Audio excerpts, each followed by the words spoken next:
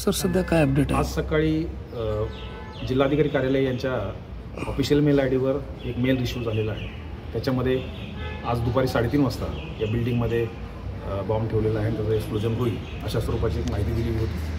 त्या अनुषंगाने संपूर्ण बिल्डिंग, कलेक्टर ऑफिस आणि त्याला जोडून असणारे प्रशासकीय इमारती यामधले सर्व अधिकारी आणि कर्मचारी यांना सुरक्षित ठिकाणी हलवण्यात आलेलं आहे.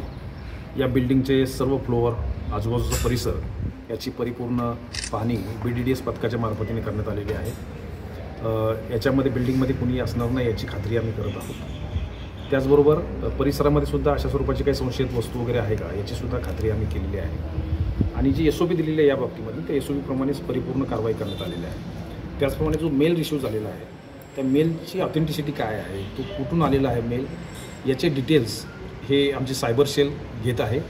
महाराष्ट्र सायबर सेलचे आम्ही संपर्कात आहोत, त्यांची मदत या ठिकाणी घेत आहोत आणि याच्यामध्ये त्याची सत्यता पडताळण्याचं काम सुद्धा सध्या सुरू आहे. Sir, search operation